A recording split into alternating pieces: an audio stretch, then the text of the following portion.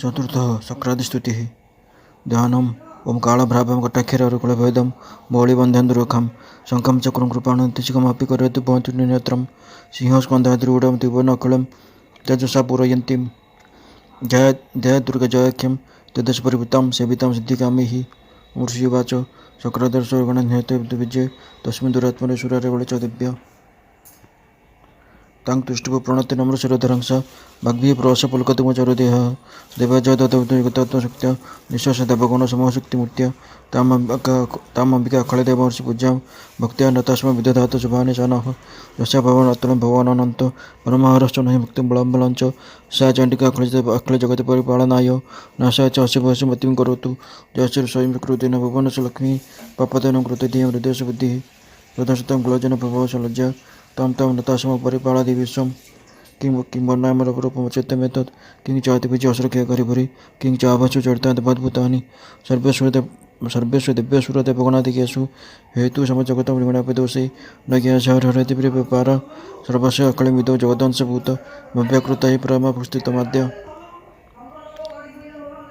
यशा समस्तश्रोतमदेणायन तृप्तिवरतस्कुलस्य मुख्यसु देवी स्वासीभि पितृगणस्य चप्ति हेतु रुचस्य तुमते जनि सदा च जा मुक्तिरति विचित्तभाव्रत भव्यस्य सुनितेन्द्रिय तत्वसारिः मुख्यार्थी विनिपि समस्त दोषी विदेशी च भगवती परमाहि देवी श्रद्धात्तिक शुभिफलं जचोचने दान बुद्धिगीत रम्य पदपाठपतं च शमनम् देवी तरे भगवती भावभावनाय वाता च जगतं परमाधिमन्त्री मेधातिथि विद्यति क्लशस्त्रसार दुर्गा दुर्गा भवसागर नौरसिंह श्री कैटवारी उद्योग वास गौरीतम शशि मूलकतवतिष्ठ विश्वासहासं मणि परिपूर्ण चंद्रम विमानुघटकर्णकांतम कांतिकांतम अत्यद्भुतं प्रवतमाश्रिता तथापि भक्तं विलोक्य सहसा महिषासुरेण दृष्टो तो देवी कुपितं मृकुटिकराळ बुद्धिशासंग चतुर्विजन सद्यः प्रणयन मम चमाश तद्विचित्रं के च विपत्तेः कुपितान्तकदर्शनेन देवी प्रसिद्ध परमा भवति भवाय सद्यविनाशस्य कपवति कुलानि विज्ञातमेत ध्वनिव जातस्तमेत नृतं बलं सुविफलं महिषासुरस्य ते समतचनानि पदेषु धनानि तेषां च सहचने च सिद्धतमवर्गः धन्यस्ते वरुणवृत्तमच प्रत्योदार च सदाभ्युदयता भवति प्रसन्न धर्माणि देव सकलानि देवकर्म न तद्योतिर्प्रतिदिनं कृतिं करोति शोकं प्रचितो तथा भवति प्रसाद लोकोत्तरे फलद ननु देवी तेन दुर्गस्मृतार्थिवितिमशे जन्तः स्वस्थे सतिमतिमतिवश भवं ददासि दरिद्र दुःखवायि हार्णिक तदन्य सर्वोपकारकरणा सदादर्चिता एते जगतोपेत सुखं दत्ते कुर्वन्तु नाम नरकाय चिराय पापं संग्राममतिपदिगम्यति पं प्रयान्तु मत्तुन्नमहितान् विनिहंसि देवी दुष्टपकेन भवति प्रकृति भस्म सर्वासुरनस्य जत्प्रणस्य शस्त्रं लोकान् प्रयन्ति रिपवः शस्त्रभूता तमते भवति तेषु ते साध्वी खड्गप्रभास्फुरणे स्फुरणे तथा गृही षोडग्रकान्तिनिभयेन दुःसासुराणाम् जमानगता सबलं सुमदेन्दुखण्डं योगेनं तदपि लोकहितं ददेतत् दुभूतभूतशमनं तपदेवि शीलं रूपं चतुर्थ विचित्तुल्यमन्यैः विजयचोर्तु तत्परकमानं वैरस्य प्रकटते वेदयत्वयुतं केन भवति तस्य पराक्रमस्य रूपं च शत्रुभयकजयतेरिकुत्र चित्ते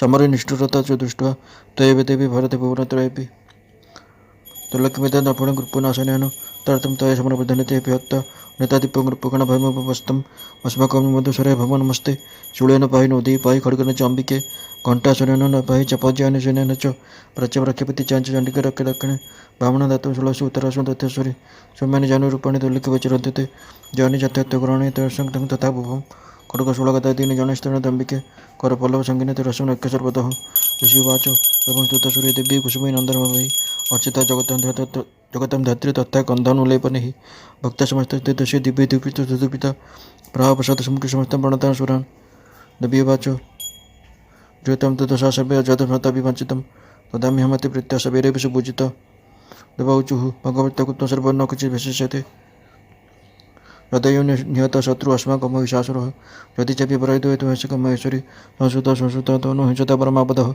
यस्य मत्यतवेरेवितं सत्यमलानने तस्य विदति विभवे धनदारदसम्पदां वृद्धास्मत्प्रसन्नतं प्रभृता शब्दाम्बिके ऋषिवाच इति प्रसादिता देवे जगत्तथा तथात्मनः तथेतुक्ता भद्रकाले भवन्त हितानुप श्रीमद्खण्डपुराणे चतुर्थः शिवखण्डपुराणे सपनकवनन्तरे चतुर्थः ध्यानं सिद्धिर इच्छा रखुथिबा पुरुष ଯାହାଙ୍କର ସେବା କରନ୍ତି ତଥା ଦେବତା ଯାହାଙ୍କୁ ସବୁଆଡ଼ୁ ଘେରି ଘେରିକି ରହିଅଛନ୍ତି ସେ ଜୟା ନାମ ସେ ଜୟା ନାମ ଯୁକ୍ତ ଦୁର୍ଗାଙ୍କର ଧ୍ୟାନ କରନ୍ତୁ। ତାଙ୍କର ରଙ୍ଗ କୃଷ୍ଣ ମେଘ ସମାନ ଶ୍ୟାମ କଳା ମେଘ ସମାନ ଶ୍ୟାମ ଅଟେ। ସେ ନିଜ କଟାକ୍ଷରେ ଶତ୍ରୁମାନଙ୍କୁ ଭୟ ପ୍ରଦାନ କରନ୍ତି। ତାଙ୍କର ମସ୍ତକରେ ଅବାଧ ଚନ୍ଦ୍ରମାର ରେଖା ଶୋଭା ପାଉଛି। ସେ ନିଜ ହାତରେ ଶଙ୍ଖ ଚକ୍ର ଖଡ୍ଗ ଏବଂ ତ୍ରିଶୂଳ ଧାରଣ କରିଛନ୍ତି। ତ୍ରିନେତ୍ର ଅଟନ୍ତି। ସେ ସିଂହ ଉପରେ ଆରୂଢ଼ ହୋଇଛନ୍ତି ଏବଂ ନିଜ ତେଜରେ 3 ଲୋକକୁ ପରିପୂର୍ଣ୍ଣ କରୁଛନ୍ତି। ଋଷି କହିଲେ, ଅତ୍ୟନ୍ତ ପରାକ୍ରମୀ ଦୁରାତ୍ମା ମହିଷାସୁର ତଥା ତାଙ୍କର ଦୈତ୍ୟ ସେନା ଦେବୀଙ୍କ ଦ୍ୱାରା ବଧ ହେବା ପରେ ଇନ୍ଦ୍ର ଆଦି ଦେବତାମାନେ ପ୍ରଣାମ କରିବା ପାଇଁ ମସ୍ତକ ଅବନତ କରି ଭଗବତୀ ଦୁର୍ଗାଙ୍କର ଉତ୍ତମ ବଚନ ଦ୍ୱାରା ସ୍ତବ କରିବା ଲାଗିଲେ। ସେ ସମୟରେ ତାଙ୍କର ସୁନ୍ଦର ଅଙ୍ଗରେ ଅତ୍ୟନ୍ତ ହର୍ଷ କାରଣରୁ ରୋମାଞ୍ଚ ସୃଷ୍ଟି ହୋଇଥିଲା। ଦେବତାମାନେ କହିଲେ, ସମ୍ପୂର୍ଣ୍ଣ ଦେବତାମାନଙ୍କର ଶକ୍ତିର ସମୁଦାୟ ହିଁ ଯାହାଙ୍କର ସ୍ୱରୂପ ତଥା ଯେଉଁ ଦେବୀ ନିଜ ଶକ୍ତିରେ ସମ୍ପୂର୍ଣ୍ଣ ଜଗତକୁ ବ୍ୟାପ୍ତ କରି ରଖିଛନ୍ତି, ସମସ୍ତ ଦେବତା ଏବଂ ମହର୍ଷିମାନଙ୍କର ପୂଜନୀୟ ଜଗଦମ୍ବାଙ୍କୁ ଆମେ ଭକ୍ତିପୂର୍ବକ ନମସ୍କାର କରୁଛୁ। ସେ ଆମମାନଙ୍କର କଲ୍ୟାଣ କରନ୍ତୁ। ଯାହାଙ୍କର ଅନୁପମ ପ୍ରଭାବ ଏବଂ ବଳର ବର୍ଣ୍ଣନା କରିବା ପାଇଁ ଭଗବାନ ଶେଷନାଗ, ବ୍ରହ୍ମା ଏବଂ ମହାଦେବ ବି ସମର୍ଥ ନୁହନ୍ତି, ସେ ଭଗବତୀ ଚଣ୍ଡିକା ସମ୍ପୂର୍ଣ୍ଣ ଜଗତର ପାଳନ ଏବଂ ଅଶୁଭ ଭୟର ନାଶ କରିବା ପାଇଁ ବିଚାର କରନ୍ତୁ। ସତ୍ପୁରୁଷ ମଧ୍ୟରେ ସଦା ରୂପରେ ତଥା କୁଳୀନ ପୁରୁଷ ମନୁଷ୍ୟଙ୍କଠାରେ ଲଜ୍ଜା ରୂପରେ ନିବାସ କରୁଥିବା ଏହି ଆପଣ ଭଗବତୀ ଦୁର୍ଗାଙ୍କୁ ଆମେ ନମସ୍କାର କରୁଛୁ। ଦେବୀ, ଆପଣ ସମ୍ପୂର୍ଣ୍ଣ ବିଶ୍ୱର ପାଳନ କରନ୍ତୁ। ଦେବୀ, ଆପଣଙ୍କର ଏହି ଅତ୍ୟନ୍ତ ରୂପର ଅସୁରଙ୍କୁ ନାଶ କରୁଥିବା ସମସ୍ତ ପରାକ୍ରମ ତଥା ସମସ୍ତ ଦେବତା ଓ ଦୈତ୍ୟଙ୍କ ସମକ୍ଷରେ ଯୁଦ୍ଧରେ ପ୍ରକଟ କରିଥିବା ଆପଣଙ୍କର ଅଦ୍ଭୁତ ଚରିତ୍ରକୁ ଆମେ କେଉଁ ପ୍ରକାର ବର୍ଣ୍ଣନା କରିବୁ? ଆପଣ ସମ୍ପୂର୍ଣ୍ଣ ଜଗତର ଉତ୍ପତ୍ତିର କାରଣ ଅଟନ୍ତି। ଆପଣଠାରେ ସତ୍ୱଗୁଣ, ରଜଗୁଣ ଓ ତମୋଗୁଣ ଏ 3 ଗୁଣ ବିଦ୍ୟମାନ ଅଛି। ତଥାପି ଦୋଷର ସହିତ ସେହିସବୁ ଗୁଣଗୁଡ଼ିକ ଆପଣଙ୍କ ସଂସର୍ଗରେ ଆସନ୍ତି ନାହିଁ। ଭଗବାନ ବିଷ୍ଣୁ ଏବଂ ମହାଦେବ ଆଦି ଦେବତା ବି ଆପଣଙ୍କୁ ଜାଣିପାରନ୍ତି ନାହିଁ, ଆପଣଙ୍କୁ କଳନା କରିପାରନ୍ତି ନାହିଁ। ଆପଣ ହିଁ ସମସ୍ତଙ୍କର ଆଶ୍ରୟ ଅଟନ୍ତି। ଏ ସମସ୍ତ ଜଗତ ଆପଣଙ୍କର ଅଂଶ ଅଟେ, କାରଣ ଆପଣ ସମସ୍ତଙ୍କର ଆଦିଭୂତ ଅବ୍ୟକୃତ ପରା ପ୍ରକୃତି ଅଟନ୍ତି। ଦେବୀ, ସମ୍ପୂର୍ଣ୍ଣ ଯଜ୍ଞରେ ଯାହାଙ୍କର ଉଚ୍ଚାରଣରେ ସବୁ ଦେବତା ତୃପ୍ତି ଲାଭ କରନ୍ତି, ସେହି ସ୍ୱାହା ଆପଣ ହିଁ ଅଟନ୍ତି। ଏହା ଅତିରିକ୍ତ ଆପଣ ପିତରମାନଙ୍କ ପାଇଁ ତୃପ୍ତିର କାରଣ ବି ଅଟନ୍ତି। ଅତଏବ ସମସ୍ତ ଲୋକ ଆପଣଙ୍କୁ ଶ୍ରଦ୍ଧା ବି କୁହନ୍ତି। ଦେବୀ, ଯେ ମୁଖ୍ୟ ପ୍ରାପ୍ତିର ସାଧନ ଅଚୈତନ୍ୟ ମହାବ୍ରତ ସ୍ୱରୂପ ଅଟନ୍ତି, ସମସ୍ତ ଦୋଷ ରହିତ ଜିତେନ୍ଦ୍ରିୟ ତତ୍ତ୍ୱକୁ ହିଁ ସାରବସ୍ତୁ ରୂପରେ ସ୍ୱୀକାର କରନ୍ତି ତଥା ମୋକ୍ଷର ଅଭିଳାଷ ରଖୁଥିବା ମୁନିଜନ ଯାହାଙ୍କର ଅଭ୍ୟାସ କରନ୍ତି, ସେ ଭଗବତୀ ପରାବିଦ୍ୟା ଆପଣ ହିଁ ଅଟନ୍ତି। ଆପଣ ଶବ୍ଦ ସ୍ୱରୂପ ଅଟନ୍ତି। ଆପଣ ଅତ୍ୟନ୍ତ ନିର୍ମଳ ଋଗ୍ବେଦ, ଯଜୁର୍ବେଦ ତଥା ସାମବେଦ ପାଠରେ ଯୁକ୍ତ ତଥା ସାମବେଦର ଆଧାର ମଧ୍ୟ ଆପଣ ହିଁ ଅଟନ୍ତି। ଆପଣ ଦେବୀ, ତ୍ରୟୀ ଅର୍ଥାତ୍ 3 ବେଦ, ଭଗବତୀ ଅର୍ଥାତ୍ 6 ଐଶ୍ୱର୍ଯ୍ୟରୁ ଯୁକ୍ତ ଅଟନ୍ତି। ଏ ବିଶ୍ୱର ଉତ୍ପତ୍ତି ଏବଂ ପାଳନ ପାଇଁ ଆପଣ ହିଁ କ୍ଷେତ୍ର ରୂପରେ ପ୍ରକଟ ହୋଇଛନ୍ତି ଅର୍ଥାତ୍ ବାର୍ତ୍ତା ରୂପରେ ପ୍ରକଟ ହୋଇଛନ୍ତି। ଆପଣ ସମ୍ପୂର୍ଣ୍ଣ ଜଗତର ଘୋର ପୀଡ଼ା ନାଶ କରିଣି ଅଟନ୍ତି। ଦେବୀ, ଯାହାଙ୍କଠାରେ ସମସ୍ତ ଶାସ୍ତ୍ରର ସାର ଜ୍ଞାନ ହୁଏ, ସେ ମେଧାଶକ୍ତି ଆପଣ ହିଁ ଅଟନ୍ତି। ଦୁର୍ଗମ ଭବସାଗର ପାର ପାଇବା ପାଇଁ ନୌକା ରୂପ ଦୁର୍ଗା ଦେବୀ ବି ଆପଣ ହିଁ ଅଟନ୍ତି। ଆପଣଙ୍କର କେଉଁଠାରେ ବି ଆସକ୍ତି ନାହିଁ। କୈଷ୍ଟଭଙ୍କ ଶତ୍ରୁ ଭଗବାନ ବିଷ୍ଣୁଙ୍କର ବକ୍ଷସ୍ଥଳରେ ଏକମାତ୍ର ନିବାସ କରୁଥିବା ଭଗବତୀ ଲକ୍ଷ୍ମୀ ତଥା ଭଗବାନ ଚନ୍ଦ୍ରଶେଖରଙ୍କର ସମନ୍ୱିତ ଦେବୀ ଗୌରୀ ମଧ୍ୟ ଆପଣ ହିଁ ଅଟନ୍ତି। ଆପଣଙ୍କର ମୁଖ ମନ୍ଦ ହାସ୍ୟରେ ସୁଶୋଭିତ, ନିର୍ମଳ ପୂର୍ଣ୍ଣ ଚନ୍ଦ୍ରମାର ବିମ୍ବକୁ ଅନୁକରଣ କରେ ତଥା ଉତ୍ତମ ସୁବର୍ଣ୍ଣର ମନୋହର କାନ୍ତିରେ ଯୁକ୍ତ ଅଟେ। ତେବେ ବି ଏହାକୁ ଦେଖି ମହିଷାସୁରକୁ କ୍ରୋଧ ହେଲା ଏବଂ ସହସା ସେ ତା ଉପରେ ପ୍ରହାର କଲା। ଏହା ବଡ଼ ଆଶ୍ଚର୍ଯ୍ୟର କଥା। ଦେବୀ, ସେହି ମୁଖ ଯେତେବେଳେ କ୍ରୋଧରେ ଯୁକ୍ତ ହେବା ପରେ ଉଦୟ କାଳେ ଚନ୍ଦ୍ରମା ପରି ଲାଲ ଏବଂ ବିକଟାଳ ଭ୍ରୁକୁଟିର ବିକରାଳ ଦୃଶ୍ୟ କାରଣରୁ ବିକରାଳ ହୋଇ ଉଠିଲା, ଯେତେବେଳେ ତାହାକୁ ଦେଖି ଯାହା ମହିଷାସୁର ପ୍ରାଣ ତୁରନ୍ତ ଯାହା ବାହାରି ନ ଗଲା, ତାହା ଆଠାରୁ ବଳେ ଆଶ୍ଚର୍ଯ୍ୟର କଥା। କାରଣ କ୍ରୋଧରେ ପୂର୍ଣ୍ଣ ହୋଇଥିବା ଯମରାଜକୁ ଦେଖି କିଏ ବା ଜୀବିତ ରହିପାରିବ? ଦେବୀ, ଆପଣ ପ୍ରସନ୍ନ ହୁଅନ୍ତୁ।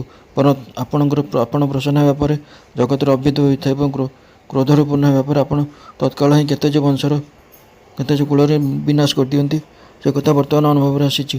କାରଣ ମହିଷାସୁରର ଏ ବିଶାଳ ସେନା କ୍ଷଣମାତ୍ରକେ ଆପଣଙ୍କ କ୍ରୋଧ କୋପରେ ନଷ୍ଟ ହୋଇଯାଇଛି। ସଦା ଅଭ୍ୟୁଦୟ ପ୍ରଦାନ କରୁଥିବା ଆପଣ ଯାହାଙ୍କ ଉପରେ ପ୍ରସନ୍ନ ହୁଅନ୍ତି, ସେମାନେ ହିଁ ଦେଶର ସମ୍ମାନିତ ଅଟନ୍ତି। ତାଙ୍କୁ ଐଶ୍ୱର୍ଯ୍ୟ ଏବଂ ଯଶର ପ୍ରାପ୍ତି ହୋଇଥାଏ। ତାଙ୍କର ଧର୍ମ କେବେ ଶିଥିଳ ହୁଏ ନାହିଁ ତଥା ସେମାନେ ନିଜର ପୁତ୍ର ତାଙ୍କ ନିଜର ସ୍ତ୍ରୀ ପୁତ୍ର ଏବଂ ଭୃତ୍ୟ ସହିତ ଧନ୍ୟ ବୋଲି ପରିଚିତ ହୁଅନ୍ତି।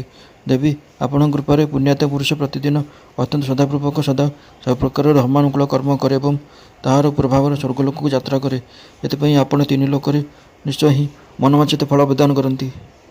ମା ଦୁର୍ଗା ଆପଣ ସ୍ମରଣକାରୀ ମାତ୍ରକେ ସବୁ ପ୍ରାଣୀମାନଙ୍କର ଭୟ ଦୂର କରିଦିଅନ୍ତି ଏବଂ ଉତ୍ତମ ପୁରୁଷ ଦ୍ୱାରା ଚିନ୍ତନ କରିବା ପରେ ତାଙ୍କୁ ଆପଣ ପରମ କଲ୍ୟାଣମୟ ବୁଦ୍ଧି ପ୍ରଦାନ କରନ୍ତି। ଦୁଃଖ ଦରିଦ୍ରତା ଏବଂ ଭୟ ହରଣ କରୁଥିବା ଦେବୀ ଆପଣଙ୍କ ବିନା ଦ୍ୱିତୀୟ ଅନ୍ୟ କିଏ ଅଛି ଯାହାର ଚିତ୍ତ ସମସ୍ତଙ୍କୁ ଉପକାର କରିବା ନିମନ୍ତେ ସର୍ବଦା ଦୟାଦ୍ର ରୁହେ।